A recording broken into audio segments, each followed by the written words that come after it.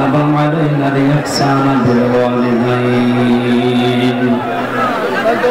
ونشهد أن لا إله إلا الله وحده لا شريك له وأشهد أن محمدا عبده ورسوله سيد الكونين صلى الله عليه وعلى آله وصحبه وأتباعه أجمعين ليلا ونهارا في الطرفين فقد قال الله تعالى في كلامه المجيد وبرهانه التوحيد أعوذ بالله من الشيطان الرجيم بسم الله الرحمن الرحيم فلو أن لنا كرة فنكون من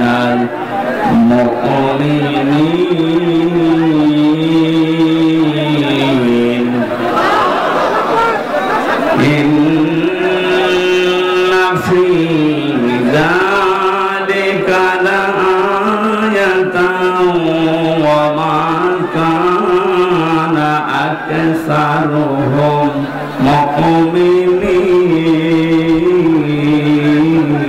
مؤمنين صدقت يا ربنا عن أنس رضي الله تعالى عنه قال قال النبي صلى الله عليه وسلم الكيس من دان نفسه وعمل لما بعد الموت والعاجز من اتبع نفسه هواه وتمنى على الله رواه ابن ماجه وقال تعالى في شان رسوله إن الله وملائكته يصلون على النبي يا أيها الذين آمنوا صلوا عليه وسلموا تسليما اللهم صل على سيدنا مولانا এই মাইক কেন ডিস্টার্ব করে কেন এই এসএলআই এখান থেকে সব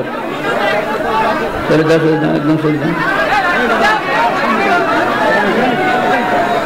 وعلى آل سيدنا مولانا পৃথিবীতে কেউ স্থায়ী হয় না অক্লাশে ফেরাউন কিংবা নমরুদ কেউ হবে চিরকাল রহিনা আলহামদুলিল্লাহ সাতক্ষীরা জেলার কলারবা থানার অন্তর্গত ক্ষদ্র বহুমুখী মাধ্যমিক বিদ্যালয় ময়দানে যুব সমাজ এবং এলাকাবাসী কর্তৃক আয়োজিত মহাবিশ্বের মহাবিশ্বয় আমাদের মালিকের আমাদের মনিবের মুখের পবিত্র বাণী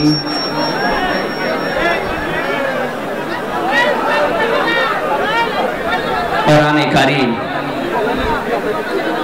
তাফসীরুল কোরআন মাহফিলের স্বনামধন্য সভাপতি প্রধান অতিথি বিশেষ অতিথিবৃন্দ এতক্ষণ যারা আলোচনা রাখলেন আপনাদের খুলনার কৃতি সন্তান ইসলামিক চিন্তাবিদ মাওলানা রবিউল ইসলাম নাম না জানা অন্যান্য ওলামা ইকরাম এই যশোর সাতক্ষীরায় আসলে যারা কোরআনের জন্য মহব্বত নিয়ে এগিয়ে আসে আমার শ্রদ্ধাভাজন স্যার বসে আছেন যশোর মুক্তিযোদ্ধা ডিগ্রি কলেজের অধ্যাপক জনাব জাহাঙ্গীর আলম মঞ্চে বসা অত্র এলাকার সর্বজন শ্রদ্ধাভাজন ব্যক্তিবর্গ, সামনে বসা মুসলমান ভাইরা, পর্দার আড়ালের সম্মানিতা মা এবং বোনেরা,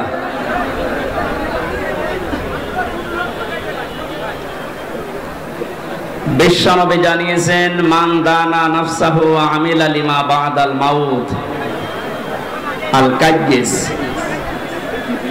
পৃথিবীতে ওই লোকটাই সবচাইতে বড় হতভাগ্য, সবচাইতে বড় আহাম্মক, যে লোকটা মৃত্যুর পরবর্তী সময়ের জন্য কোনো প্রস্তুতি নেয় না, অথচ আন্দাজে আল্লাহর উপরে আশা করে বসে থাকে। আপনারা যে প্রস্তুতি নিয়েছিলেন, বিশেষ করে 64 জেলার ভেতরে সবচাইতে বেশি প্রস্তুতি আছে আগামী দিন মানে জান্নাতের জন্য বাংলাদেশের এই সাতক্ষীরার মানুষের।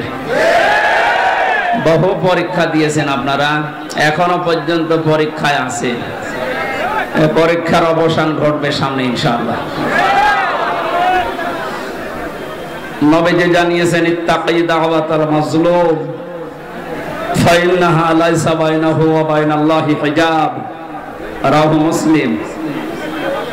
তোমরা মাজলুমের বরদোয়া থেকে বেঁচে থাকো। মাজলুম এবং আল্লাহর ভেতরে কোনো পর্দা থাকে না, হিজাব থাকে না। এই দোয়া করলে মন থেকে কিছু আসলেই কবুল হয়ে যায়।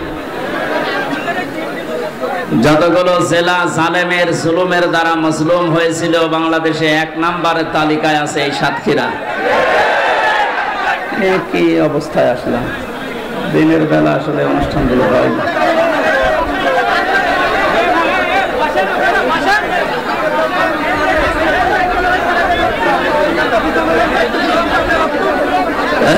রাতে ছাড়া এই মাহফিল গুলো আর নেবেন না ভাই, এভাবে হয় না।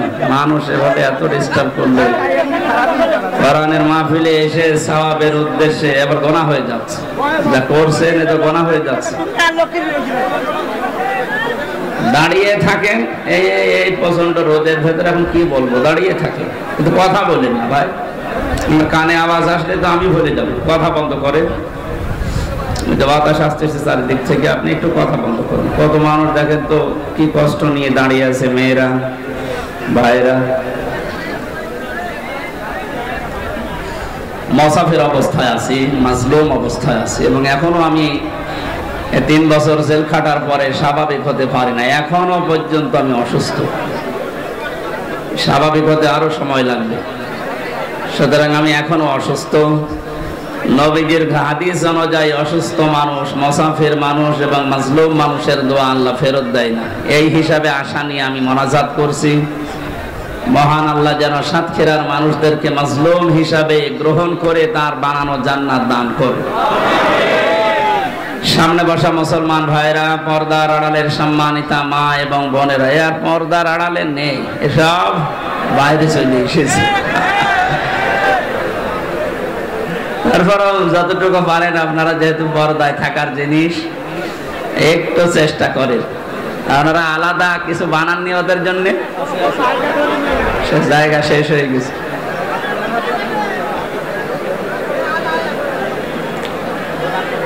প্রশাসনের ভাইরা এখন আর বলা লাগছে না, কারণ প্রশাসন তো এখন না হলেও আমরা পারছি। কয়েকদিন আগে যে আনসার বাহিনী দিয়ে একটা বিশৃঙ্খলার চেষ্টা চালিয়েছিল কিছু জালেমেরা, জালেম যারা, এদের অন্তরে আল্লাহ মোহর মেরে দেয়। এজন্য ও মরণের আগে আর ভালো হয় না। এমনকি মরণের আগে যদিও চেষ্টা করে ও যে ভালো হয়ে যাব, আল্লাহ ওকে আর সুযোগ দেয় না। এর এই জুলুমের কারণে ওকে আল্লাহ এমন ভাবে মরণ দেয়, পৃথিবীতে ও ইতিহাস হয়ে থাকে। ওয়ালা ইয়াহসাবান্নাল্লাযীনা কাফারু আন্নামা নুমলি লাহুম খায়রুল লিআনফুসিহিম ইন্নামা নুমলি লাহুম লিয়াজদাদু ইসমা ওয়া লাহুম আযাবুম মুহিন। কোরআনে কারীমের সূরা আলে ইমরানের ভেতরে আছে, এটা 178 নম্বর আয়াত। আল্লাহ তাআলা বলেন, ওয়ালা ইয়াহসাবান্নাল্লাযীনা কাফারু আন্নামা নুমলি লাহুম খায়রুল লিআনফুসিহিম। হে নবী, যারা কাফের, এই মানুষগুলো মনে করে আমরা ক্ষমতার চেয়ারে বসে আছি, আল্লাহ মনে হয় আমাদেরকে ভালোবেসে কল্যাণের জন্য রেখে দিয়েছে। ইন্নামা নুমলি লাহুম লিয়াজদাদু ইসমা, অথচ আমি আল্লাহ ওদেরকে সমস্ত ক্ষমতা বা চেয়ার বা টাকা পয়সা অর্থ সম্পদ দিয়ে রাখি এই কারণে যেন ওদের পাপের মাত্রা পরিপূর্ণ হয়ে যায়। আমরা তো কোরআনের এই আয়াতের সাথে বাস্তবতা মিলিয়ে দেখছি অনেক কাফেরের জালেমের মানে পাপ পরিপূর্ণ হয়ে গেছে। কত মানুষের যে বরদোয়া তার উপরে, বাইরে এখন আমি যাচ্ছি এখন টের পাচ্ছি যে মানুষ কি পরিমাণে ঘৃণা করে এই মানুষটাকে। আল্লাহ শেষের দিকে দিয়েছেন ওয়ালাহুম আযাবুম মুহিন, এদের জন্য অপমানজনক শাস্তি আমি আল্লাহ দুনিয়া আর আখিরাতে রেডি করে রাখি। তার বাস্তব প্রমাণ এই কালামানিক, ওর বেশি পর্যন্ত নাকি জনগণ উড়িয়ে ফেলেছে। আপনি টের পাচ্ছেন কত বড় অপমান, ও মনে হয় মরে যাওয়া ভালো। গত পরশুদিন আমার মামলার হাজিরা ছিল, জজ সাহেব যতগুলো মামলা ছিল সব ঢিসমিস করে দিয়েছে, বলে এই মামলার কোনো বিচার করা যায়। আমি মনে করলাম যে প্রশ্ন করি যে স্যার আপনার হাতেই তো 3 বছর ছিল এই মামলাটা, তখন তো জামিন দিলেন না, এখন হঠাৎ করে কি এমন শক্তি আপনার ভেতরে ভর করেছে? হয়তো জিজ্ঞাসা করলে বলবে যে আমার হাত বাঁধা ছিল, এখন আমার হাত খোলা আছে। সাদাকে সাদা কালোকে কালো বলার সময় এখন, কারণ কোনো চাপ নেই। ছাত্র জনতার মাধ্যমে যে বিজয় আমরা পেয়েছি, আমরা এইরকমই একটা দেশ চাই যারা যে দায়িত্বে থাকবে যেন কোনো চাপে না থাকে। আপনারা জানেন সাবেক আইজি আব্দুল্লাহ আল মামুন এবং তার আগেরটা শহীদুল ইসলাম, দুইজনেই ধরা পড়ার পরে এখন 7 দিন আর 8 দিন করে রিমান্ডে আছে। এদের নির্দেশে নাকি এদেশের হাজারের উপরে ছাত্র ছাত্রীকে গুলি করে দুনিয়া থেকে বিদায় দেওয়া হয়েছে। রিমান্ডে এখন না আমাদের যে অবস্থা করেছিল, মাটির নিচে নিয়ে কালো কাপড় দিয়ে চোখ বেঁধে পেছনে হ্যান্ডকাপ দিয়ে ঝুলিয়ে ডান্ডা বেড়ি পায়ে দিয়ে দড়ি মাজায় টাঙিয়ে 11 ঘন্টা টাঙিয়ে রেখেছিল। আমার মনে হয় এদেরকে, আমার তো বিনা কারণে, আর এদের তো কারণ আছে। আবু সাইদ, মুগ্ধ, ইয়ামিন, আবু রায়হান সহ যত মানুষ হত্যা হয়েছে, এবং এই কয়েকদিন আগে যে ভ্যানের উপরে লাশ তোলা হচ্ছিল সেই লোকটাও ধরা পড়েছে। এদেরকে এখন আমাদেরকে যে দেখাইতো এই ডিম, এদের এই ডিম যদি একটু দেখান এমনি সব স্বীকার করবে। সুতরাং যে মানুষগুলো জালেম ছিলেন, যারা জালেমের সহযোগী ছিলেন, জেনে বুঝে আপনি আর মুসলমান নেই, আপনি কাফের হয়ে গেছেন। এটা তো আমি বানালাম নাকি? কেউ যদি জালেম হয় আর কেউ যদি জেনে শুনে জালেমের সহযোগী হয়, তাকে সহযোগিতা করে, সাহায্য করে, যারা এগুলো করবে তারা নবীর উম্মত থেকে বের হয়ে যাবে। নবীর উম্মতের ভেতরে যদি না থাকে ও কি? এই কথা বলেন। আমি মনে করলাম জিজ্ঞাসা করে যে স্যার আপনি এতদিন তো এ কাজ করলেন না, হঠাৎ করে আমার বিচার শেষ হওয়ার পরে যেহেতু আমার সব ঢিসমিস করে দিয়েছে, আর কিচ্ছু নেই, একেবারে বেকুরসুর খালাস, তার মানে 3টা বছর পর্যন্ত আমাকে জেলে রাখা পুরাটা অন্যায়, আমার তো কোনো দোষ পেলেন না। এই কথা বলেন না কেন? যাদেরকে বিনা কারণে এভাবে বছরের পর বছর জেলে রাখা হয়, তারা যদি নির্দোষ প্রমাণ হয় বিচারের পর, যারা এ বিচার দিয়েছিল মামলার আয়ু থেকে শুরু করে টপ টু বটন প্রত্যেককে ওইভাবে জেল খাটানো দরকার। তাহলে যদি নাই বিচার প্রতিষ্ঠা হয়। ওনার যেমন হাত এখন খোলা, প্রত্যেক জায়গায় আমরা এরকম হাত খোলা পরিবেশ এবং বিভাগ চাই। কথা বলেন। কেউ যেন এই কথা বলতে পারে না হুজুর আমার কিছু করার নেই, উপরের নির্দেশ। ছাত্র জনতায় বৈষম্য দূর করার জন্য এই জীবনটা দিয়ে গেল। আমি গত কয়েকদিন আগে শহীদ আবু সাইদের কবরের কাছে গিয়েছিলাম, ওনার বাবার সাথে দেখা করে আমার যা সামর্থ্য ছিল আমি টাকা পয়সা দিয়ে দোয়া করে এসেছি। একজন এরকম না, হাজারের উপরে এই দেশে এরকম ছাত্র ছাত্রী জীবন দিয়ে গেল। এদেরকে অনেকে শহীদ বলতে চাচ্ছেন না, আপনার কপাল খারাপ। কোরআনে কারীম জানিয়েছে ওয়ালা তাকুলু লিমান ইয়াকতালু ফি সাবিলিল্লাহি আমওয়াত বাল আহইয়া ওয়ালাকিন লা তাশউরুন। সূরা বাকারা 154 নম্বর আয়াত, তাফসীরে ইবনে কাসিরের ভেতরে আছে, আল্লাহ পাক বলেন, ওই মুখ দিয়ে কোনদিন এই কথা বলবি না। শুধু একজন নাই, তাকুলু বহু বচন দিয়েছেন। আল্লাহ বলেন কেউ এ কথা বলবি না যে যারা শাহাদত বরণ করেছে ওরা মরে গেছে। মানুষ যেহেতু মুখ দিয়ে কথা বলে, এজন্য আল্লাহ মুখের উপরে নোটিশ দিয়েছেন এ কথা কোনদিন এই পৃথিবীতে কেউ যেন না বলে। এ নির্দেশ কার? না হামজা বানিয়েছে? আল্লাহ নির্দেশ দিচ্ছে যারা শাহাদত বরণ করে, যারা শহীদ হয়, এদেরকে মৃত বলবেন না। বাল আহইয়া, বরং তারা জীবিত। ওয়ালাকিন লা তাশউরুন, তোমরা তো টের পাও না। যশোর সাতক্ষীরাবাসী খুব খেয়াল করেন, মুখের পরে মানুষের যেহেতু আরেকটা জায়গা আছে, ধারণার জায়গা।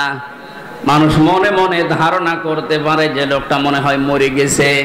এই জন্য আল্লাহ ধারণার উপরে,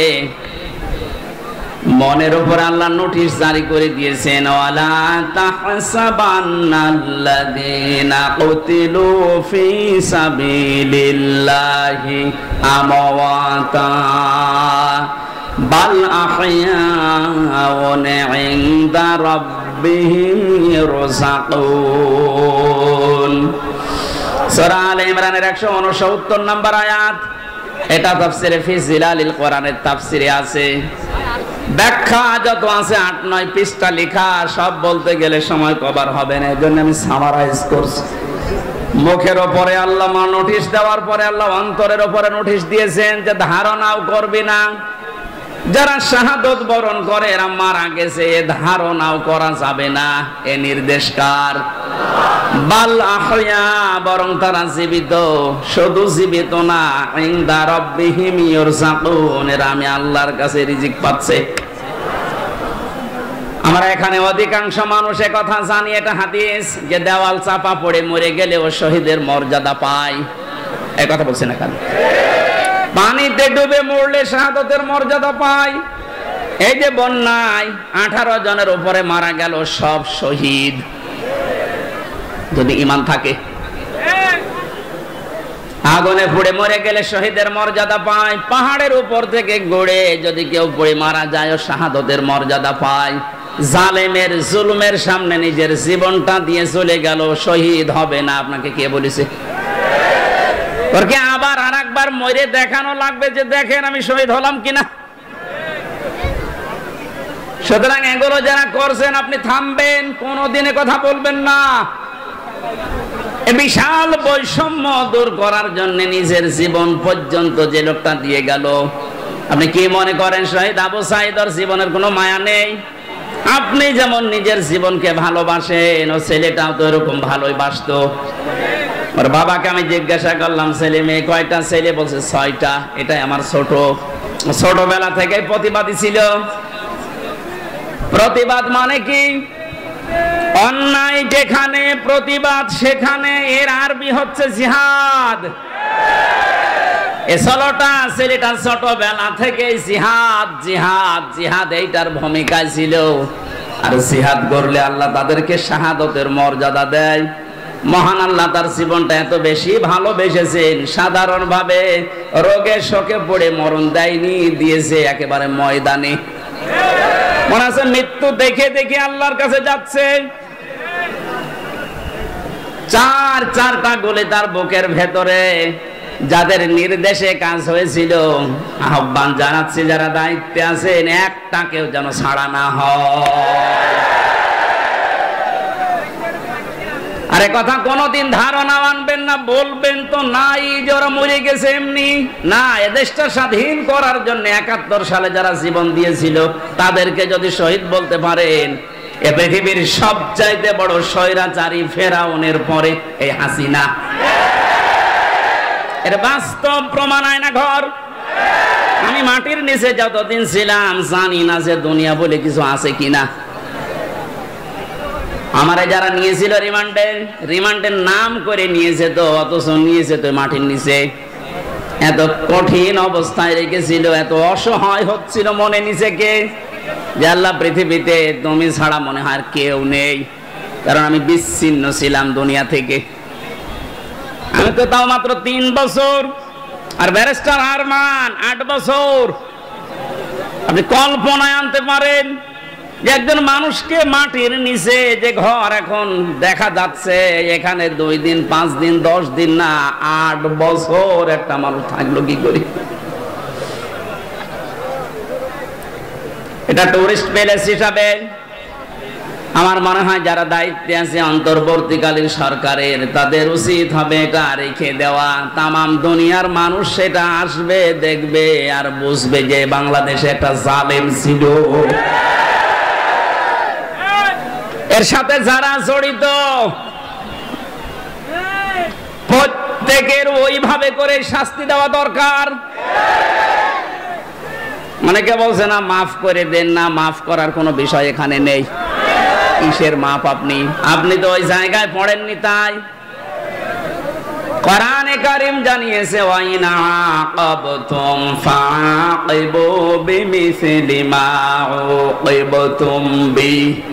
তোমার উপর যতটুকু অত্যাচার করা হয় তুমি যদি প্রতিশোধ হিসাবে অতটুকু নাও তবে কোনো দোষ নেই। আমি নিরপরাধের পরও যা করেছে, যেহেতু নিরপরাধ আমি প্রমাণ হয়ে গেছি গত পরশুদিন। কথা বলেন না কেন? গত পরশুদিন আমি তো প্রমাণ হয়ে গেছি যে আমার কোনো দোষ নেই। এই জন্য তো আদালত বেকসুর খালাস দিয়েছে। তাহলে যারা এর সাথে জড়িত টপটপটন, আমার কিন্তু কোনো সাধারণ মানুষ মামলার বাদী ছিল না। মামলার বাদী ছিল হাসিনা। ও জেনে শুনে এই কাজ করেছে। আমার মতো 1 জন 2 জন না, হাজার হাজার আলেম আমার সাথে জেলখানায় সারা বাংলাদেশে। আমি গণনা পেয়েছিলাম আমার সাথে প্রায় 120 জনের উপরে ছিল, সারা দেশে মিলে কয়েক হাজার। জানা শোনার পরে যারা ভুল করে অবশ্যই তারা অপরাধী, আর অপরাধীর শাস্তি হবে মাস্ট বি। এখানে অপরাধগুলোর সাথে যারা জড়িত আছেন, আমি নিজেরটা যেহেতু ভুক্তভোগী আমারটা বলছি, আমি তো নিরপরাধ প্রমাণ হয়েছে দেশের আদালতে। সুতরাং যারা জড়িত আমার মামলার আইওয়াই মিজান থেকে শুরু করে প্রত্যেকের আমি এইরকম 3 বছর জেল চাই। এমনকি আমারে ধরার পরে আমার বাবার কাছ থেকে ওরা বিনা কারণে বলেছে 10 লাখ টাকা দেন, নয়তো 50টা মামলা দেব। বাবা আমার গ্রাম্য মানুষ, ভয়তে 8 লাখ দিয়ে দিয়েছে। আমি গতকালকে আমার মামলার আইরে কল দিয়েছিলাম। আগে ওরে আমি স্যার বলতাম, আর কানকে দেখছি কান্না কাটি করে বসে, স্যার কি করা লাগবে বলেন? কি করা লাগবে মানে আমার 8 লাখ টাকা ফেরত দে। কারণ এখন তো আমার কোনো দড়ি নেই, সব শেষ। শুধু আমার মামলা না, এদেশে যত মানুষকে বিনা কারণে আজ বন্দি ঘরে, আয়না ঘরে, জেলখানায় আটক রাখা হয়েছে, এদের সাথে যারা জড়িত কিছুই তো প্রমাণ করতে আপনি পারবেন না। এদেশের 18 কোটি মানুষ যদি মাফ করে দেয় আপনাকে, কোরআন আমার সামনে ব্যারিস্টার আরমানের স্ত্রী আপনারে মাফ করবে না। আমান আজমি কালকে লাইভ করেছেন, সংবাদ যা করেছেন তার সাথে পৃথিবীর ইতিহাস পাল্টিয়ে ফেলেছেন। এই জন্য আল্লাহ জালেমদের এত কঠিন এবং করুণ এবং ভয়ঙ্কর পরিণতি নিয়ে আসে। কালকে আদালত থেকে বের হওয়ার সময় দেখলাম হাজী সেলিম হাউ মাউ করে কাঁদছে এজলাস। আমি কিছু জানি না, কথা মুখ দিয়ে ভালো বের হয় না। নৌকা বলতে গিয়ে হৌকা বলে, নৌকা বলতে পারে না। কি হলো বলেন তো জালেমের? যতগুলো হত্যা মামলা তার, একটার যদি রায় হয় হত্যা মামলার, তে ফাঁসি হবে তার। অথচ বয়স যায়, এই বয়সে যে চরিত্র এখন দেখা যাচ্ছে, আমার মনে হয় এটা মুখে আনতেও আমার ঘৃণা করে। মানুষ এত নিচে নামে কি করে? এই যুবক মানুষে যদি একটু উল্টা পাল্টা করে তো মেনে নেওয়া যায়। 80 বছর বয়সের শরীর চলে না, আর কি করছে? ওর দৃশ্য দেখে শয়তান মাঝে মাঝে হাসে, আল্লাহ তুমি আমারে শয়তান বানিয়েছো। হাসি নামে কলঙ্ক, হাসি সেলিম কত টাকার মালিক ছিল শুধু আল্লাহ জানে, আর ও জানে, তাছাড়া কেউ জানে না। টোকাই থেকে পর্যন্ত পৌঁছে কি হলো আপনার? শেষ বয়সটা একটু আল্লাহ বিল্লাহ করে দুনিয়া থেকে বিদায় নেবেন, সে অবস্থা এখন আপনার নেই। যদি মামলার রায় হয়ে যায়, সারাটা জীবন এখন ফাঁসির কন্ডেম ছেলে ধুইকে ধুইকে মরা লাগবে। আর ফাঁসির কন্ডেম ছেলে যে খাবারটা দেয় আমি তো দেখেছি 3 বছর। আমি সাধারণ মামলার আসামি, অথচ আমার 3টা বছর রেখেছে ফাঁসির কন্ডেম সেলের ভেতরে, যোগাযোগ বিচ্ছিন্ন। এত বড় অফিসার শুধু আমি না, মাওলানা মামুনুল হক থেকে শুরু করে যতগুলো আলেম আমরা ছিলাম, প্রত্যেকের সাথে, বিশেষ করে আমাদের এই 2 জনের সাথে বেশি, আমাদের এক জায়গায় যেতে দেয় না, একটু কথা বলতে দেয় না। কেউ যদি আমাদের কাছে আসে, কারারক্ষী দিয়ে পাহারা দেয় যে ওর কাছে যেন কেউ না যায়, আবার সিসি ক্যামেরা দিয়ে রাখে। কেন এমন কড়াকড়ি করলেন? কি হলো আপনার? মাজায় দড়ি দিয়ে, হাতে ব্যান্ডেজ লাগিয়ে, হ্যান্ডকাপ লাগিয়ে, ডান্ডা বেরি পরিয়ে যখন আদালতের সামনে দিয়ে নিয়ে যেত, মনে হচ্ছে গরু নিয়ে যাচ্ছে। ও বাংলার মুসলমানেরা, আমি আর যাই করি না কেন, আমার তো মনে হয় আমার নামের আগে একটা আলেম শব্দ লেখা আছে। এই কথা বলছে না কেন? এমনকি আমি একেবারে অপরিচিত না। এদেশে যদি 100 জন মানুষ পরিচিত থাকে, সবাই চেনে থাকে, তার ভেতরে হামজা একজন। রাস্তা দিয়ে আসলে মায়ের কোলে বসে বসে হামজা হুজুর যাচ্ছে, তার মানে পেটের ভেতর থেকে শুনে আসতেছে হামজা নামে একজন আছে। ওরা জানতো না, ওরা জানার পরেও মানুষগুলো যে আচরণ করেছে, আমাকে যতই বলেন মাফ করে দেন না, আমি মাফ করব না। আমি মাফ করে দিলে আমার স্ত্রীর 3টা বছর আপনি নষ্ট করিয়েছেন, আমার 2টা মেয়ে, ছোটটা আমার এখনো পর্যন্ত চেনে না। কি দুঃখ আমার মনে। ও মনে করে যেরকম বহু হুজুরে 3 বছরে আমার বাড়িতে এসেছে দেখা করার জন্য, এইটা ওই রকমই একটা হুজুর। জেলখানা থেকে বেরিয়ে যেদিন বাড়িতে এসেছি, আমার বলছে হুজুর আপনি আমাদের বাড়িতে আসেন, চলো। এখন আমাকে ডাকে না, কাছেও আসে না। আমার সাথে যা যা করেছেন, আমি চাই প্রতিটি জালেমের সাথে যেন আল্লাহ এইরকম এই দেশে করে।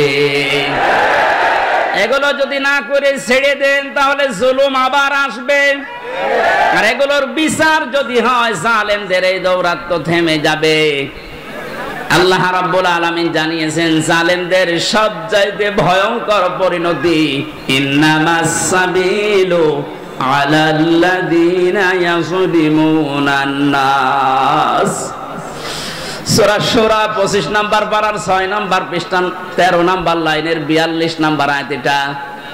এটা তাফহিমুল কোরআনে আছে, ব্যাখ্যাটা আমি খুব ভালো করে দেখেছি। এই জামানার মুজাদ্দিদ সাজ্জাদ আবুল আলা মাউদুদী রাহমাতুল্লাহ আলাইহি এত সুন্দর করে আয়াতটার ব্যাখ্যা লিখেছেন, আমি পড়লে আমার কাছে আশ্চর্য লাগে আয়াতটা। আল্লাহ পাক বলেন, এই পৃথিবীর ময়দানে জালেমদের দৌরাত্ম্য যাই হোক না কেন, দুনিয়া একদিন তো শেষ হবে। মরণের পরে আমি আল্লাহ নিজে জালেমদের বিরুদ্ধে নিজে মামলা দায়ের করব। এদেশে 15 বছর যারা ছিল, পৃথিবী এখন প্রমাণ পেয়েছে অন্তত আয়না ঘরের মাধ্যমে যে এরা জালেম ছিল। জালেমদের বিরুদ্ধে মামলা হামজার না আল্লাহর? এই কথা বলুন। এটা নির্দ্বিধায় এখন বলতে পারি, এদেশের দায়িত্বে যারা ছিল, বিশেষ করে 1734 জন মানুষ, একেবারে ওই উপর থেকে শুরু করে, আমি নিষ্ঠার বললাম না, এ পর্যন্ত 1734 জন মানুষ দায়িত্ব পালন করেছে মেন জায়গায়। এই 1734 জন প্রত্যেকেই জালেম এবং জালেমের সহযোগী। এরা সব হামজার মামলার আসামি। কার? বলেন বলেন। আল্লাহর মামলার আসামি, যিনি নিজে রায় দেবেন, নিজে বিচারপতি, তিনি বাদী। যে মামলার বাদী যত কঠিন হয়, শক্ত হয়, মামলা কিন্তু এরকম ঝামেলায় পড়ে। আমি তো বলেছিলাম আমার মামলা যদি রবিউল জাহাঙ্গীর স্যারের মতো এইরকম মানুষকেও মামলা দিত, টাকা পয়সা দিয়ে কবে আমি বের হয়ে চলে আসতাম। কিন্তু এমন মানুষ মামলা দিয়েছে, টাকা তো খাবে না, কারণ টাকা খেতে খেতে আর জায়গা নেই। তার পিয়নের 400 কোটি টাকা, কথা বলছে না, আমার কাছে আর কয় টাকা খাবে? এই জন্য সিএমএম কোর্ট, জজ কোর্ট, হাইকোর্ট মিলিয়ে আমার মামলাটা 30 থেকে 31 বার উঠেছে, এরপরও জামিন হবে না। বলেন তো কোথায় পৌঁছিয়েছে বিচার ব্যবস্থা? একটা মূল্য চুরি মামলা, মূল্য চুরি না, মূল্য চুরি করলে একটা অপরাধ হয়, আর আমার যে কিচ্ছু জানি না ওই বিষয়ে। কোন পাগল ছাগল নাকি একটা কাঁচি, ধান কাটা কাঁচি নিয়ে গেছে সংসদ ভাঙার জন্য, ওরে কালকে হাজির করেছিল কোর্টে। আমার পাশে দাঁড়িয়ে, ওই আমার চেনো? বলছে না। আমার নাম বললে কি করে? বলছে আমারে বলতে বলিস। জজ সাহেব যে হাঁটছিল কালকে পরশুদিন, একেবারে খালাস দিয়েছে, এমনি না। বলছে আমি কি দেখে বিচার করবে মামলার? কোন মাল ম্যাটারেস নেই, যা সব শেষ করে দিলাম, মামলা বলতে আর কিচ্ছু নেই। অথচ কয়েকদিন আগে সিঙ্গাপুর গিয়েছিলাম, এদেশের জালেম যারা ওই দেশে এখন আশ্রয় নিয়েছে, ওরা ওই দেশের মন্ত্রণালয়ের কাছে, পররাষ্ট্র মন্ত্রণালয়ে যারা দায়িত্বে আছে ওদের কাছে নালিশ দিয়েছে হামজার নামে, যে ওর মামলা আছে বাংলাদেশে আর ওই এই দেশে আছে। কথা বললো কি করে? শয়তানি করার জায়গায় দেশে আর পাচ্ছে না, এখন বাইরে শয়তানি করছে। মামলা যেহেতু পরশুদিন মিটে গেছে, ওইটা এখন আমি পররাষ্ট্র মন্ত্রণালয়ের মাধ্যমেও ইংলিশে ভার্সন করে আমি পাঠাচ্ছি। এবার নেন ঠেলা, যারা উল্টা নালিশ দিয়েছিলেন দেখবে যে না এ তো বেকসুর খালাস পেয়েছে, আদালত একেবারে সব জেনে শুনে খালাস দিয়েছে, তো নির্ভেজাল মুক্ত, এর কোনো দোষ নেই। যারা এই দোষ দেওয়ার জন্য ওই দেশে নালিশ দিয়েছে তারা এবার বিপদে পড়বে না? যে এই দেশে আর থাকতে পারেনি, পালিয়েছে, ওই দেশেও আর পারবে না, আবার আসবে কুকুরের মতো পিটিয়ে মানুষ মেরে ফেলবে।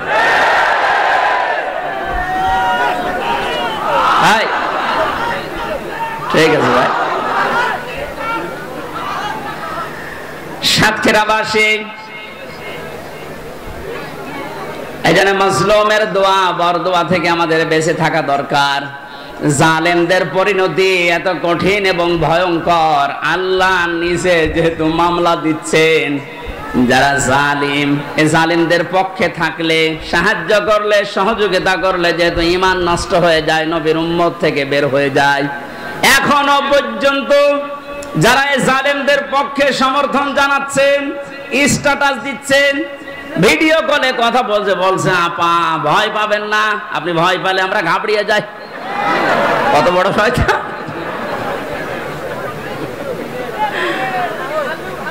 আমার তো মনে হয় ওর ভিডিওটা আমি দেখলাম, শয়তান তো আমি দেখিনি, যদি দেখতাম মনে হয় শয়তান ওরকমই হইতো।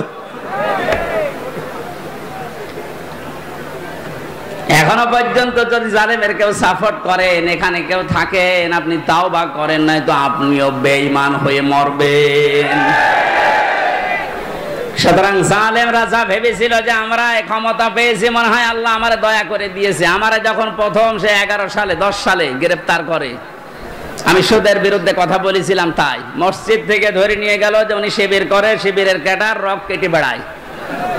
আমার ওসি সাহেব নিয়ে গেল, প্রথমে যে আয়াতটা ধরছে যে কুলিল্লাহুম্মা মালিকাল মুলকি তুতিল মুলকা মান তাশা ওয়া তানজিউল মুলকা মিম্মান তাশা ইলা আখির আয়াত।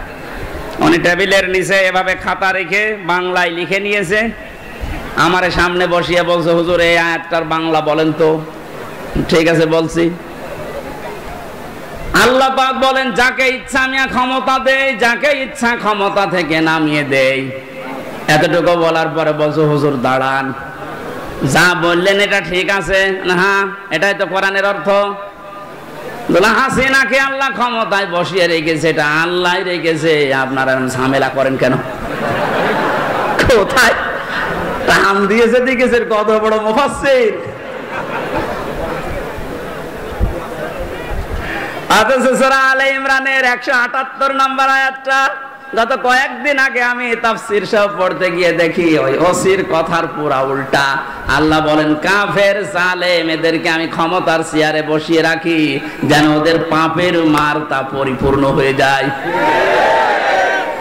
পাপ যখন একেবারে পরিপূর্ণ হয়ে যায় তখন আর ভালো হওয়ার নিয়ত থাকলে ওরে আমি আর সুযোগ দেই না, যেমন ফেরাউনকে দেইনি। তখন আমি কি করি? ওদের জন্য যন্ত্রণাদায়ক এবং অপমানজনক একটা শাস্তির ব্যবস্থা করি। আমার মনে হচ্ছে পৃথিবীতে আল্লাহ যদি কিছু নাও দেখায়, ইনুর সাথে যা দেখালো আমার জীবন ধন্য হয়ে গেছে। এই শয়তান আমার এমপি থাকাকালীন কুষ্টিয়ায় ঢুকতে দিত না, তো শিবির করে ও ঢুকতে পারবে না। এই যে হানিফ আমার চাচা, নিজের চাচা আমারে দাওয়াত দিয়েছে খাওয়ার জন্য, যদিও সে আওয়ামী লীগের চেয়ারম্যান। আমি খাবার খেতে গেছি, উপর থেকে ওরে কল দিয়েছে, হামসাকে কেন আনলেন? বলো আমার ভাইয়ের ছেলে ভাতিজা, ওরে ডাক দেবো না। না, আওয়ামী লীগ করলে কোন শিবির জামাতের লোককে বাড়িতে। আপনি কোথায় পৌঁছিয়েছিলেন? আপনার এই কারণেই তো আল্লাহ এত নিচে নামিয়েছে। এখন কুষ্টিয়ার বর্তমান যে অবস্থা, কান খাড়া করে শোনেন খুলনার বিভাগের মানুষেরা, কুষ্টিয়া আমাদের শেষ জেলা এই বিভাগের, যা করেছে আমি যতটুকু দেখতে পাচ্ছি এখন কুষ্টিয়ায়, এই যে দুইজনের নাম বললাম, এরা যদি একা একা বের হতে চায় মানুষ পিটিয়ে মেরে ফেলবে। পুলিশ নিয়ে বের হয়েছিল আদালতে, তাও মানুষ ডিম নিয়েছে, লাথি দিয়েছে। আর একা একা থাকলে মানিকের মতো বিসি কেটে নেবি।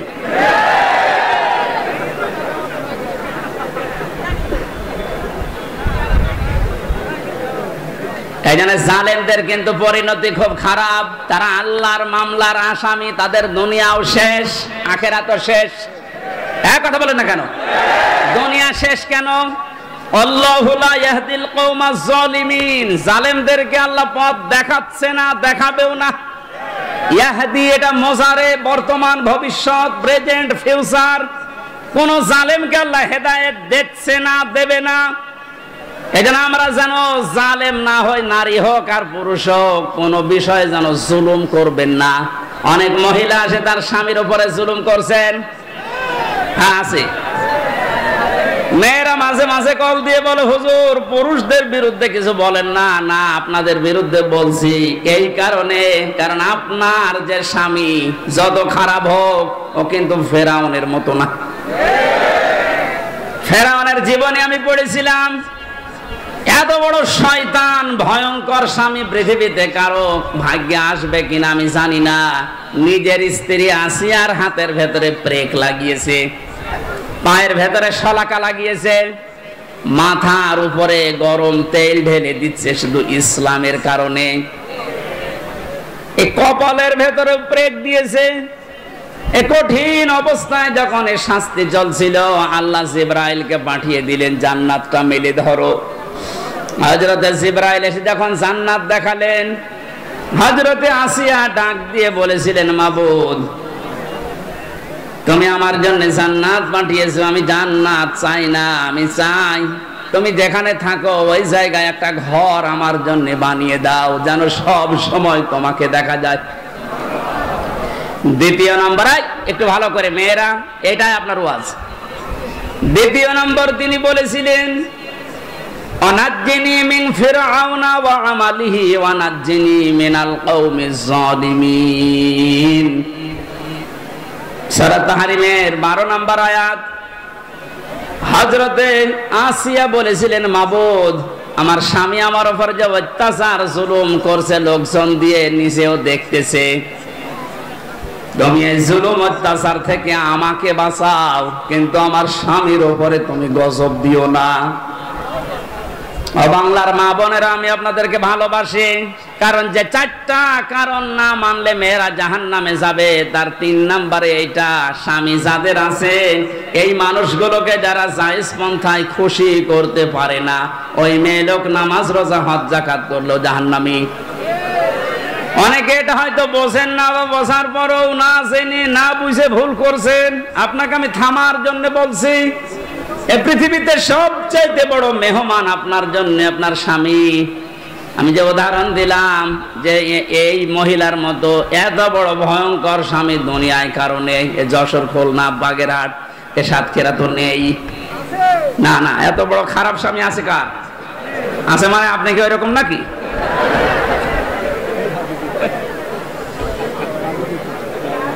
এত বড় শাস্তি দেওয়ার পরেও তিনি যদি বরদোয়া না দেন স্বামীর জন্য, আর আপনার একটা সাবান কম হয়ে গেলে, শাড়ি কম হলে আপনি বরদোয়া দেন। স্বামীর বাড়িতে এসে যে কষ্ট স্বীকার করছেন, মনে করবেন আমার সাদগা দেওয়ার সওয়াব হচ্ছে প্রতিনিয়ত। এখানে যে সমস্ত মা বোনেরা স্বামীর বাড়িতে অত্যাচার, জুলুম, নির্যাতনের শিকার হয়ে আছেন, আপনার কিন্তু প্লাস পয়েন্ট। আপনি জান্নাতের দিকে এগিয়ে যাচ্ছেন। মাঝখান থেকে ফেরাউন মার্কা যদি আপনার ওই স্বামীটা হয়, ও জাহান্নামের দিকে এগিয়ে যাচ্ছে। বলেন নাউজুবিল্লাহ। এজন্য আমার স্ত্রীর দ্বারা যেন স্বামী জুলুমের শিকার না হয়, স্বামীর দ্বারা কোনো স্ত্রী যেন জুলুমের শিকার না হয়। জুলুম এত বড় মারাত্মক একটা অপরাধ। আর জুলুমু যুলুমাতুন ইয়াউমাল কিয়ামাহ, নবীজি বলেন জুলুম কিয়ামতের দিন ঘোর অন্ধকার হয়ে মানুষের সামনে দেখা দেবে।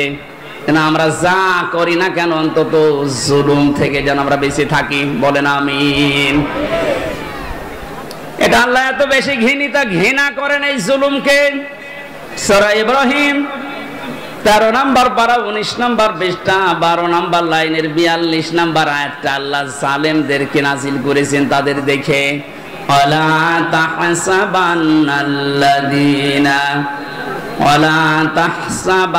তাহসাবান্নাল্লাহা গাফিলান আম্মা ইয়ামালুজ জালিমুন। রব্বুল আলামিন বলেন, নবী আপনি কি মনে করেন যে জালেমদের সম্পর্কে আমি কোনো খোঁজ খবর রাখি না? আমি সব চাইতে বেশি খোঁজ রাখি জালেমদের কাছের উপরে। এই জন্য জালেম বিদায় নিয়েছে। কিয়ামত পর্যন্ত এই দেশের এই চেয়ারে যেন কোনো জালেম বসতে না পারে, সে ব্যবস্থা আমাদের এখনই করা লাগবে। আমার কথার অর্থ যদি না বুঝে থাকেন, ঝড়ি কোদাল নিয়ে আসেন। হ্যাঁ, কথা বুঝতেছেন?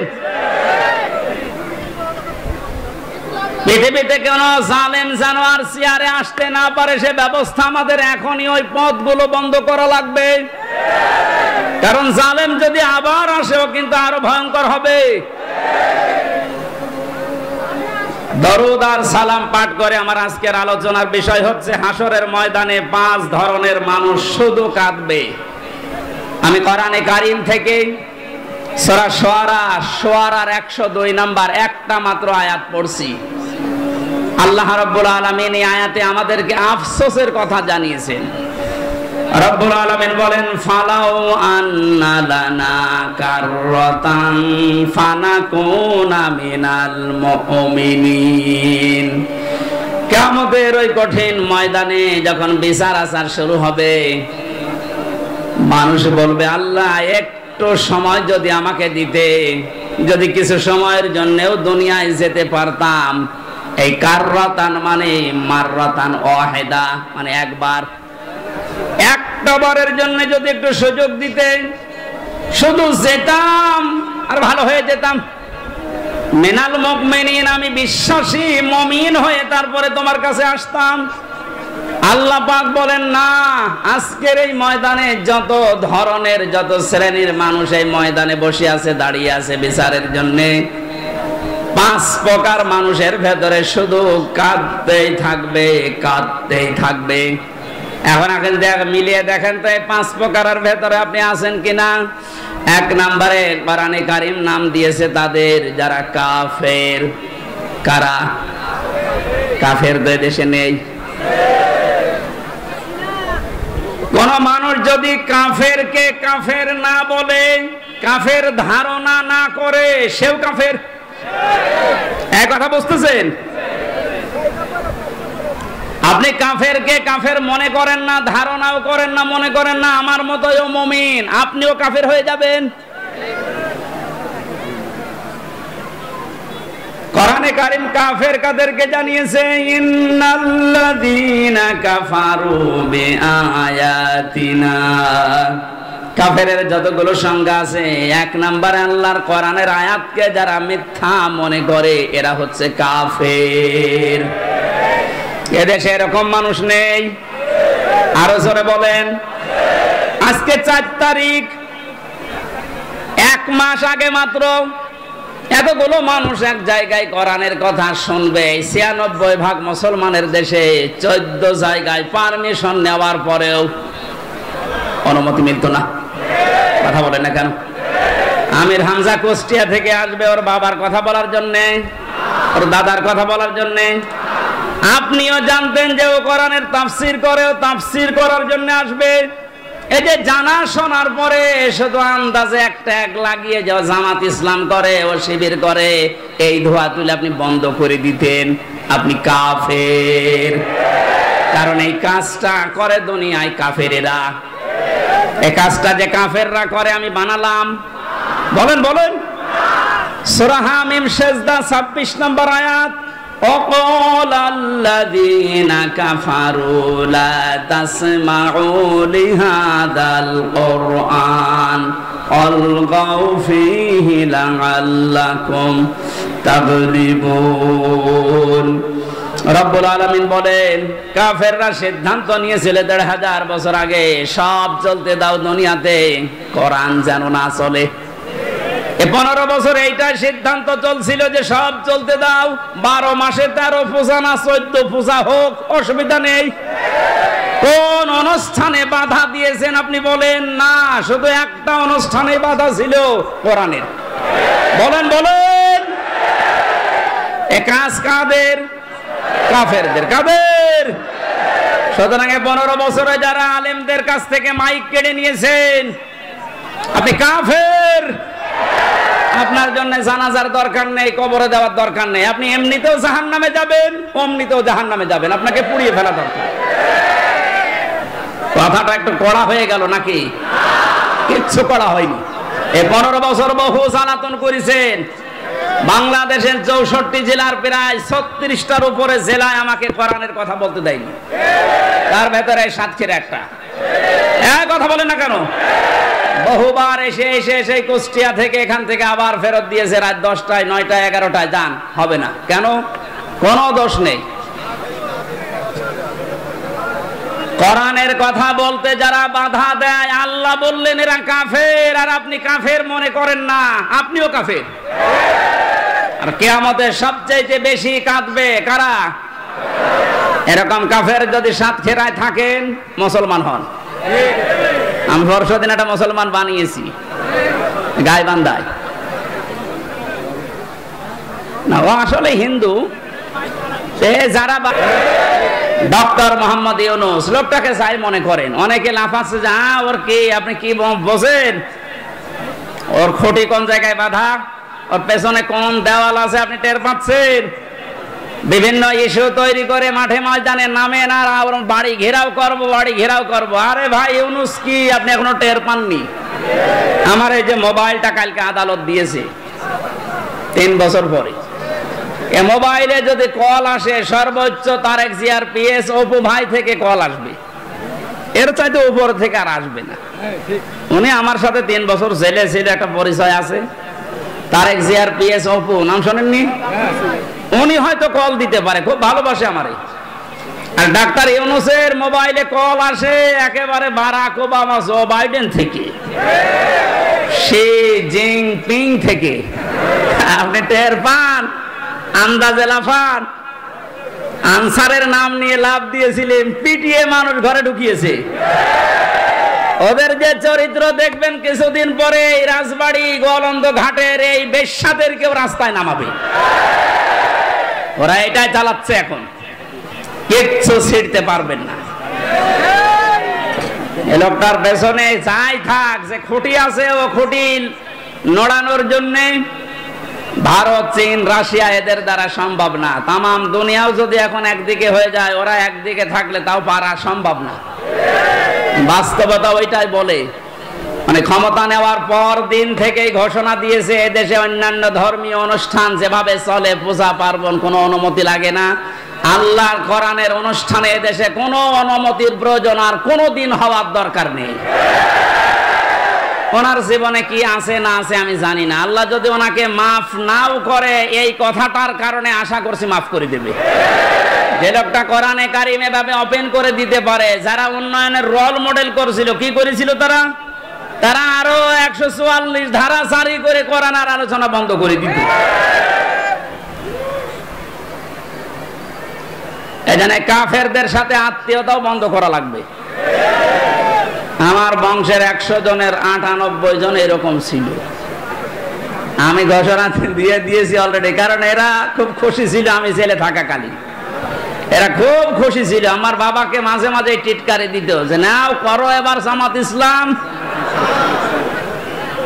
5 তারিখের পরে ও যখন পালিয়েছে 1:30টার সময়, বিকাল 5টা বাজতে বাজতে বাড়ি থেকে কল যাচ্ছে, ভাতিজা আমরা সব আল্লাহর ওলি হয়ে যাচ্ছে। এখন আল্লাহর ওলি হচ্ছ, এর আগে কি করেছিলে? কাফেরদের জানাজা পড়া জায়েজ আছে?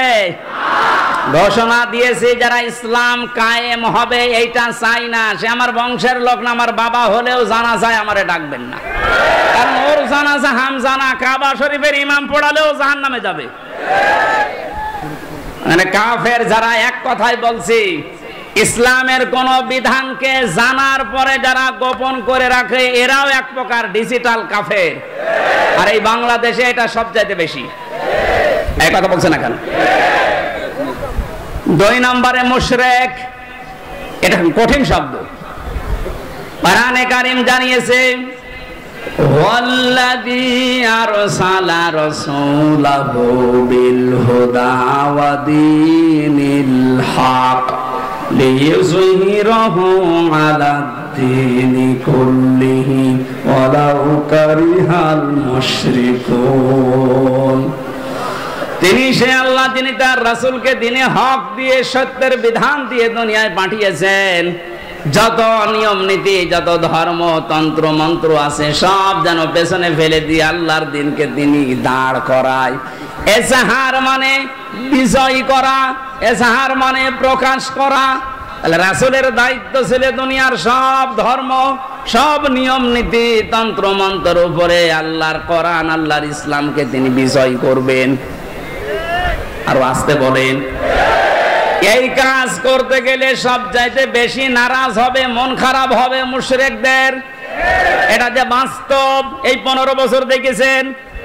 ওরা শেষ পর্যন্ত না পেরে কোরআন যেন দেশে কায়েম না হয়, এজন্য নিষিদ্ধ করেছিল 1 তারিখে। আল্লাহ পুরা উল্টিয়ে 4 তারিখ আসতে আসতে পুরা পাল্টিয়ে দিয়েছে। বাংলাদেশে কোরআন কায়েম হওয়ার বিপক্ষে সবচাইতে বেশি মুশরিকরা। মুশরিক এই দেশে বেশি নেই, না না, এটা নেই বলেই তো প্রতিবেশী যারা, ওরা এই দেশকে যেন মুশরিক বানানো যায়, এজন্য বহু কায়দায় ষড়যন্ত্র করছিল। মাদ্রাসায় ইসলাম শিক্ষা পড়াচ্ছে হিন্দু। আপনি চিন্তা করেছেন কোথায় নেমেছে? জাতিকে একটা মুশরিক জাতি বানানোর জন্য পাকাপোক্ত নিয়ম চালু করে দিয়েছিল। এভাবে যদি 10টা বছর চলতো, এ পুরা বাংলাদেশ পাল্টিয়ে আমরা মুসলমান শুধু নামে থাকতাম, কামে মুশরিক হয়ে যেতাম। জাতিকে শিরিক করানোর জন্য কত পায়তারা, কত প্রকল্প হাতে নিয়েছে। মোড়ে মোড়ে মূর্তির নামে, ভাস্কর্যের নামে, এই কথা বলছে না কেন? এটা যে শিরিক, সেটার প্রমাণ পেয়েছে 5 তারিখে আসরের আগেই সব শেষ। আমার কুষ্টিয়ায় যেটা ছিল বিকাল 5টা পর্যন্ত, এই 1:30টার পর থেকে আরম্ভ হয়েছে, 5টা পর্যন্ত শুধু ভাঙতে সময় গেছে। শয়তানি এত শক্ত ছিল, এত টাকা খরচ করে বানিয়েছে। কি করলেন আপনি? শুধু কুষ্টিয়া না, কোটি কোটি টাকা খরচ করে সারা দেশে যেভাবে শিরিক চালু করেছিলেন, এদেশের মানুষের আর কিছু না থাক, অন্তত যাদের অল্প ঈমানও আছে এদেরকে দিয়ে আপনি শিরিক করাতে পারবেন না। এজন্য মাত্র 3-4 ঘন্টার ব্যবধানে পুরা দেশ থেকে শিরিকের যত শিকড় ছিল সব মূলোৎপাটন করে ফেলেছে। কথা বলেন ঠিক কিনা? 100 কোটি টাকা আমরা শিরিক করে আল্লাহর কাছে কিয়ামতের ময়দানে অসরে কাঁদতে চাই না। আমরা, আল্লাহ আমাদেরকে বাঁচিয়ে দিয়েছে। আল্লাহ যেহেতু বাঁচিয়েই দিয়েছে, ভবিষ্যতে কেউ যেন আমাদেরকে শিরিক করাতে না পারে, সজাগ থাকা লাগবে। কোন দরকার নেই মাথার উপরে কারো ছবি রাখা, ওখানে আল্লাহু আকবার লিখে রাখেন, আয়াতুল কুরসি লিখে রাখেন, শয়তান আসবে না।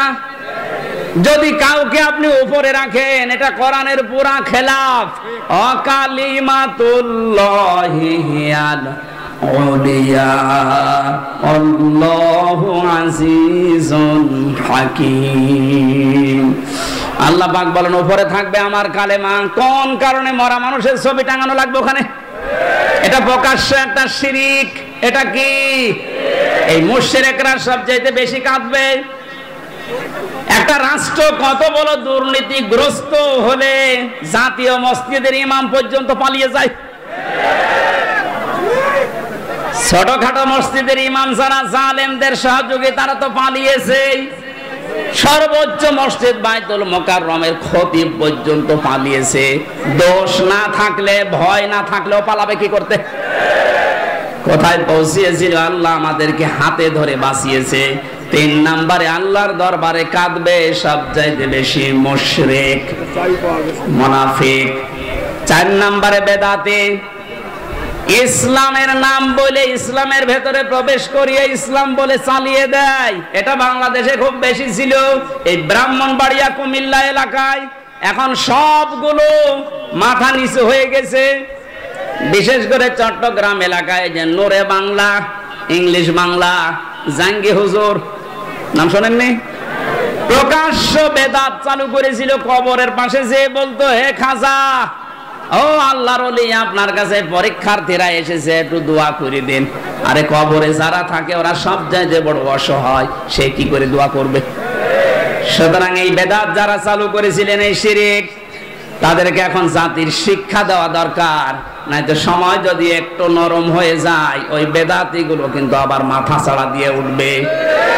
5 নম্বরে সবচেয়ে বেশি কান্নাকাটি করবে হারামখোর, যেটা এখন কাঁদতেছে। আমি কয়েকদিন আগে বাইরের কয়েকটা রাষ্ট্র ঘুরে আসলাম, মালয়েশিয়া, সিঙ্গাপুর দিয়ে, দেখেছি যে হারামখোর ছাড়া তাদের সম্পদ কি পরিমাণ। বেগম পাড়া বানিয়েছে।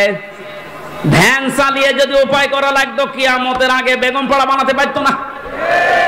সবগুলো টাকায় জনগণের। কথা বলেন। শিক্ষকদের বেতন হয় না, আর ওর এক মেয়ের বিয়েতে 12,000 কোটি টাকা খরচ করে। ওর মুখে মারবেন না কোন জায়গায় মারবেন? হারামখোর যারা, থামেন। কি করবেন? হারাম উপায় করে হাসি সেলিমের দিকে তাকান, দরবেশের দিকে তাকান। টাকা কম ছিল ওর, কিন্তু সব টাকা এই দরবেশের। হারাম, হারাম এবং হারাম। কিচ্ছু নিয়ে যেতে পারবেন না হারাম উপায়কারী যারা। যেহেতু বর্ডার এলাকার মানুষ আপনারা, এই এলাকায় তো আর হারাম নেই। এই পাশের মাল ওই পাশে দেয়, ওই পাশের মাল এই পাশে নিয়ে আসে। এটা চুয়াডাঙ্গার দর্শনার্থীদের দায়িত্বে ছিল এমপি টগর, ওর ভাই বাবু এই কাজে জড়িত ছিল। এখান থেকে স্বর্ণ পাচার করে প্রতিবেশীকে দিয়ে দিত, আর প্রতিবেশী থেকে নিয়ে আসতো ডাল। তাও মসুরের ডাল না, ফ্যান্সি ডিল। জনগণ শাস্তিও দিয়েছে। এরকম অবৈধ ইনকাম করে যা বানিয়েছিল সব আল্লাহর রাস্তায় পুড়িয়ে দিয়েছে। এখান থেকে একটু শিক্ষা নিতে পারেন না? এত বড় বড় হারামখোর, এদেরকে যদি আল্লাহ এরকম অপমান করতে পারে, আপনি আর আমি কিচ্ছু না। কার জন্য হারাম কাজ করবেন? কার জন্য হারাম উপায় করবেন? ফামান যুহজিহা আনিন নার ওয়া উদখিলাল জান্নাতা ফাকাদ ফাজ। আল্লাহ পাক বলেন, এই পৃথিবীর ময়দানে আসল হার জিত না, আসল হার জিতের জায়গা হচ্ছে ময়দানে মাহশার, আখিরাতের ময়দান। এখানে আমি আল্লাহ যাকে জাহান্নাম থেকে মুক্ত করে জান্নাত বলে ঘোষণা দেব, এই লোকটার জীবন সফল। এই চিন্তাধারা যাদের ছিল, তাদের সাথে কয়েকজনকে পেয়েছিলাম জেলখানায়। তার 1 নম্বরে আমার দৃষ্টিতে ভালো মনে হয়েছে ডাক্তার শফিকুর রহমান, জামাত ইসলামের শ্রদ্ধাভাজন আমিরকে। মুরব্বী মানুষ, এর যে ইবাদত, এর যে ঈমান, এর যে তাওয়াক্কুল, আল্লাহর প্রতি ভরসা কোন পর্যায়ের এ মাথায় ধরবে না। একটা সেজদায় 45 মিনিট, 1 ঘন্টা, 1.5 ঘন্টা, 2 ঘন্টা একটা সেজদায় কাটিয়ে দিতে 65 বছর বয়স। অথচ আমার মতো 32 বছর যুবক মানুষ 12 রাকাত নামাজ হাফেজ। উনি হাফেজ না, শুধু কয়েকটা সূরা তেলাওয়াত করে সেজদা দিত। এক সেজদায় 1-1.5 ঘন্টা, 2 ঘন্টায় পড়ে অজরে কাঁদতো। মাঝে মাঝে বলতো, হামজা আল্লাহ আমাকে যদি মাফ করে দেয় এইটাই আমার জীবনের আসল সফলতা। তারা ইখলাস দেখে আজ দলে দলে পালে পালে মানুষ ইসলামের দিকে ঝুঁকতেছে। কথা বলেন না কেন? কোরআনে কারীম জানিয়েছে, ওয়ারাইতান নাসা ইয়াদখুলুনা ফি দীনিল্লাহি আফওয়াজা। হে নবী, আপনি দেখতে পাবেন দলে দলে পালে পালে মানুষ ইসলামে প্রবেশ করছে। সেই দৃশ্য যেহেতু আমরা বাংলাদেশে এখন দেখতে পাচ্ছি। আগস্টের 5 তারিখের আগের জরিপ পেয়েছিলাম, এদেশে ইসলাম কায়েম হোক, এটা চাইতো 100 জনের মাত্র 20 জন। এই যে এখন আজকে 4 তারিখ, কালকের জরিপ পেয়েছি, এই দেশে এখন 100 জনের 35 জন মানুষ চাচ্ছে যে ইসলাম কায়েম হোক। আর কিছুদিন যেতে দেন এভাবে, যদি 51% মানুষ চায় যে দেশে ইসলাম কায়েম হোক, তখন আর কেউ বাধা দিয়ে আটকাতে পারবে না। এটা আমরা দেখতে চাই কিনা? এই চুপ করে।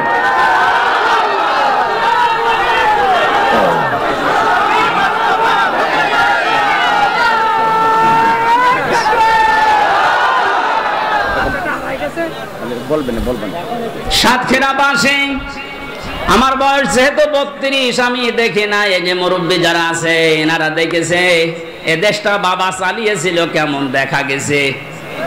কথা বলছে না কেন? বাবার সময় অনেকে দুর্ভিক্ষে পড়েছিল না? কথা বলে না কেন? স্বামী চালিয়েছিল, শহীদ প্রেসিডেন্ট জিয়াউর রহমান, তাও আমরা দেখেছি না? আমি দেখি না, ওনারা দেখেছি। চাচা চালিয়েছে, সকালে এক কথা বলতো, বিকাল আর এক কথা। যেভাবে হোক অন্তত 9 বছর আমি দেখি নাই, কারণ আমার 92 সালে জন্ম। বউ চালিয়েছে, যেভাবে হোক। ভাবিও চালিয়েছে। এখন শুধু দেখতে বাকি আছে কোরআন দিয়ে সংসদ চললে কেমন দেখা যায়। এইটা দিয়ে দেশ চললে কি শান্তি আপনি এখনো দেখেননি, বোঝেনও নি। এটা এবার বোঝার সিস্টেম আসতেছে। আল্লাহর কাছে মুসাফির অবস্থায় হাজারো মানুষ নিয়ে দোয়া করছে, আল্লাহ জীবনে কিছুই যদি তোমার ভালো না লাগে, আজকের এই দৃশ্য দেখে অন্তত এটা কবুল করো যে কোরআন দিয়ে দেশ চলছে, এটা যেন আমরা দেখে মরতে পারি। আকাঙ্ক্ষা আছে কাদের? দেখি লিল্লাহি তাকবীর।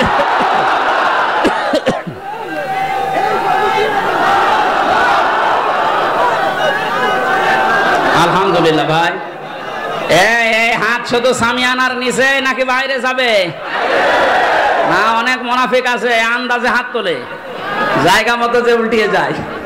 আমরা চাই যে আসুক, যেন এইটা দিয়ে সংসদ চালায়। আল্লাহ এই দৃশ্য দেখে মরার তৌফিক দিন, আমিন। 5 প্রকার মানুষের যে কান্নার কথা শুনলেন, এক প্রকারের ভেতরও থাকবেন না। যে প্রকার মানুষের কোনো কান্না নেই তারা হচ্ছে মুত্তাকি। আল্লাহ আমাদেরকে মুত্তাকি হওয়ার জন্য যে 9টা গুণ আছে, আজকের এই মাহফিলের খরচ বাদ দিয়ে বাকি যে টাকাগুলো বেঁচে যাবে, ওই টাকাগুলো সব বানভাসী মানুষের জন্য ওনারা পাঠাবে। আল্লাহ যেন এটা কবুল করেন। আগামী 8 ডিসেম্বর রাতের বেলায় এশার পর থেকে বাদেশা থেকে রহিতা, মনিরামপুর, যশোরে আমি কদলাপাড়া, ওখানে জাহাঙ্গীর স্যারের মাহফিল আছে, ওখানে যাব।